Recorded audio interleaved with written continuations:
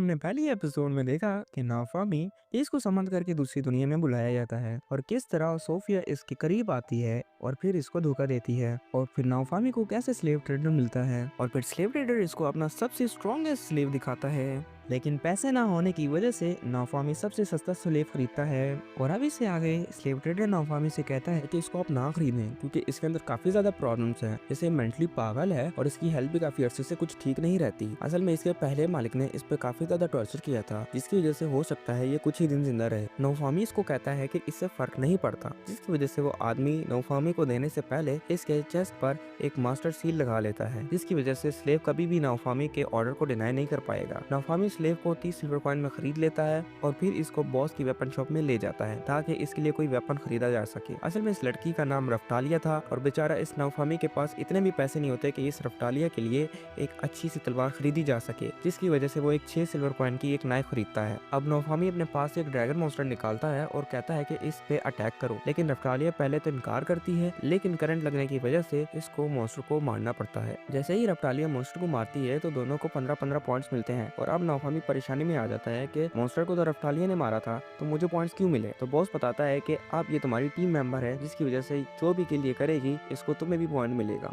लेकिन इस बारे में नाफामी को नहीं पता होता। वो बॉस का शुक्रिया अदा करता है और वहाँ से निकल जाता है। रास्ते में रफ्टालिया को भूख लगना शुरू हो जाती है तो नाफामी उसको खाना खिलाने के लिए रेस्टोरेंट ले जाता है। पैसे ना होने की वजह से नाफामी खुद सस्ता खाना खाता है, लेकिन रफ्टालिया के लिए एक अच्छा खाना ऑर्डर करता है जिसका टोटल बिल 9 सिल्वर कॉइन था। रफ्टालिया खाने को देखकर नाफामी से पूछती है कि वो तुम्हारे लिए ये क्यों कर रहा है, तो अब वो इसको कहता है कि तुम्हें इस खाने की ज्यादा जरूरत है। रफ्टालिया खाने को देखकर पागल हो जाती है और खाना खाना शुरू कर देती है, लेकिन सस्ता खाने होने की वजह से नाफामी को खाने का टेस्ट कुछ अच्छा नहीं लगता। फिर नाफामी रफ्टालिया को ट्रेनिंग करने के लिए जंगल में ले जाता है और इसकी ट्रेनिंग कंटिन्यू करता है। ट्रेनिंग खत्म होने के बाद नदी के किनारे वो दोनों खाना खा रहे होते हैं तो रफ्टालिया नाफामी से पूछती है कि आप कौन हो, तो नाफामी इसको बताता है कि वो एक शील्ड हीरो है। फिर रफ्टालिया अपने पास में चली जाती है जब वो छोटी होती है। इसका बाबा इससे पूछता है कि क्या इसको कार्डिनल हीरोज का पता है, तो वो इनको बताती है कि हाँ, इसको sword, spear, bow and shield hero का पता है। इसका बाबा इसको बताता है कि शील्ड हीरो बाकी तमाम हीरो में से सबसे ज्यादा रहम दिल इंसान है, तो इनके साथ अच्छा सलूक करता है। रफ्टालिया कहती है कि इसने भी शील्ड हीरो से मिलना है, तो इसकी मामा कहती है कि हाँ,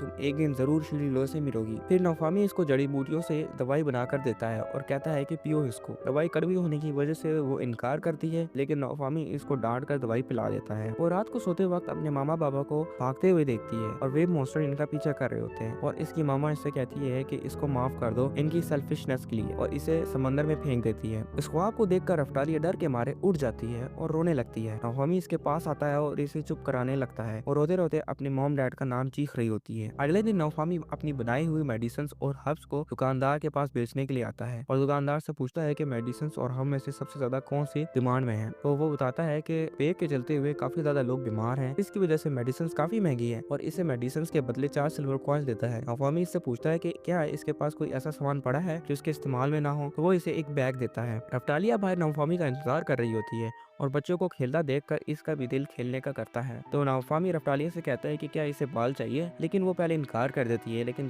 जब नाफामी इसकी पूंछ देखता है तो समझ जाता है कि रफ्टालिया भी एक बच्ची है और इसका भी दिल खेलने को चाहता है और वो इससे एक बाल दिला देता है और वो इसके बाद अपना सफर का आगाज करते हैं। फिर नाफामी रफ्टालिया का काफी ख्याल रखता है कि बाल काटता है, इसको खाना खिलाता है, इसे ट्रेनिंग देता है, लेकिन इसके दिल में कहीं ना कहीं एक डर था कि नेक्स्ट स्टेप से आने से पहले रफ्टालिया को इसको रेडी करना पड़ेगा अगर उसको सर्वाइव करना है। तो जब रफ्टालिया और नाफामी जंगल में ट्रेनिंग कर रहे होते हैं तो वहाँ एक रैबिट मॉन्स्टर आ जाता है तो रफ्टालिया पर हमला कर देता है। नाफामी इसको अपने हाथ से रोक लेता है और रफ्टालिया को ऑर्डर करता है कि इसको मारो। रफ्टालिया इतनी डर जाती है कि इसके हाथ से तलवार गिर जाती है। फिर नाफामी इसको कहता है कि इसको मार दो, लेकिन ब्लड के खौफ की वजह से रैबिट को मारने से इनकार कर देती है, जिसकी वजह से इसे करंट लगना शुरू हो जाता है और वो नीचे गिर जाती है। लेकिन नाफामी से कहता है कि अगर तुम मेरे लिए फाइट नहीं करोगी तो इसे मजबूरन इसे छोड़कर किसी और को देखना होगा। फिर वो रफ्टालिया से कहता है कि मैं डिफेंस में अच्छा हूँ, लेकिन मेरे लिए कोई ऐसा बंदा चाहिए जो इसके लिए लड़ सके और उसे वेव के आने से पहले जितना स्ट्रॉन्ग होना है हो जाए और पूरी दुनिया के मॉन्स्टर इन्हें खत्म कर देंगे। अगर तुम नहीं लड़ सकती तो यहाँ से चली जाओ।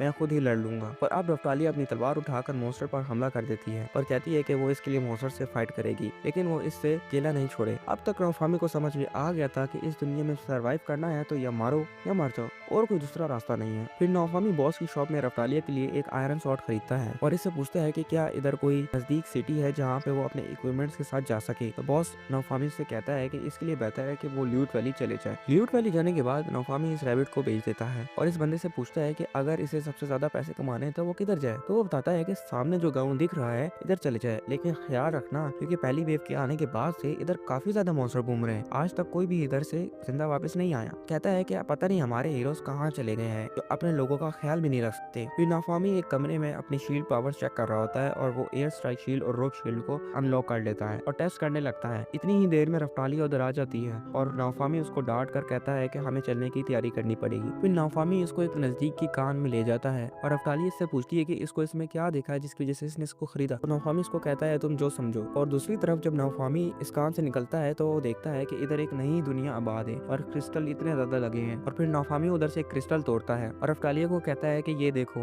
रफ्तालिया डर के मारे सहमी भी होती है क्योंकि इनके पीछे एक 2 मुंह वाला मॉन्स्टर खड़ा होता है जो बिल्कुल सेम टू सेम वैसा ही मॉन्स्टर होता है जिसने इसके माँ बाप को मारा था। फिर नाओफामी रफ्तालिया को पकड़ कर पानी में गिर जाता है और अपनी रोप शील्ड को इस्तेमाल करके बच जाते हैं। रफ्तालिया नाओफामी को बताती है कि ये वही मॉन्स्टर था जिसने इसके माँ बाप को मारा था और तमाम लोगों को भी गाँव में मार दिया था। तो फिर नाओफामी को समझ में आता है कि ये क्यों ख्वाब में डरना शुरू हो जाती है और उठ जाती थी। फिर नाओफामी रफ्तालिया को समझाता है कि अगर हम इस मॉन्स्टर को मार देते हैं तो हम सेकंड वेव में आने वाले मॉन्स्टर को भी मार पाएंगे, जिसकी वजह से तुम्हारे माँ बाप की तरह दूसरे लोग नहीं मरेंगे। अब ये तुम्हारे हाथ में है कि क्या तुम दूसरे बच्चों को इसी प्रोसेस से गुजारना चाहती हो कि नहीं। फिर नाओफामी रफ्तालिया से कहता है कि मुझे उम्मीद है कि वो अच्छे से लड़ेगी और वो इस मॉन्स्टर पर हमला कर देता है, जिसकी वजह से मॉन्स्टर का एक मुंह नाओफामी के कंधे पर हमला कर देता है। अब नाओफामी रफ्तालिया को ऑर्डर देता है कि वो मॉन्स्टर पर हमला करे, लेकिन वो कहीं ना कहीं डरी हुई होती है। फिर नाओफामी को ये बात समझ में आती है कि वो खुद तो एक बच्ची ही है और अब रफ्तालिया से कहता है कि अगर वो मॉन्स्टर पर अपनी शॉट से हमला नहीं कर सकती तो वो भाग जाए और अपनी जान बचाए। लेकिन रफ्तालिया नाओफामी से कहती है कि फिर आपका क्या होगा मास्टर, और फिर अपने माँ बाप की मौत का मंजर देखना शुरू कर देती है और रोने लगती है और कहती है कि क्या मॉम डैड की तरह आप भी मुझे छोड़कर यहाँ से चले जाएंगे। और दूसरी तरफ रफ्तालिया नाओफामी के साथ अपने अच्छे लम्हे देखती है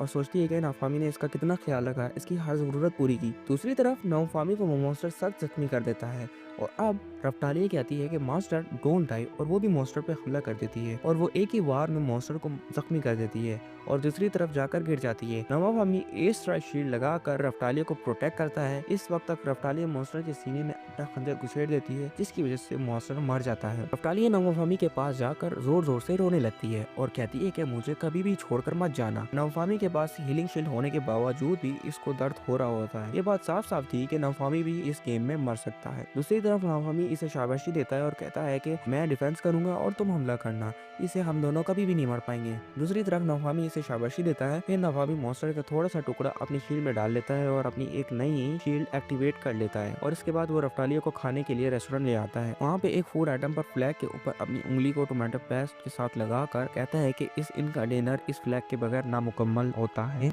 और दोस्तों अब तो नाओफामी के पास एक स्लेव आ गई है जिसको नाओफामी काफी ट्रेनिंग दे रहा है ताकि ये बहुत स्ट्रॉन्ग हो जाए जिससे मॉन्स्टर को मार सके। और आप मुझे कमेंट करके एक बात तो बताओ कि अगर इस स्लेव को नाओफामी को छोड़ने का मौका मिले तो क्या यह नाओफामी को छोड़कर जाएगी या नहीं। और वैसे बीइंग एन एनिमे लवर आपका सबसे फेवरेट एनिमे सीजन कौन सा है, जिसका जवाब मुझे अच्छा लगा मैं पिन कमेंट तो जरूर करूंगा। तो तब तक मिलते हैं नेक्स्ट एपिसोड में। सी यू।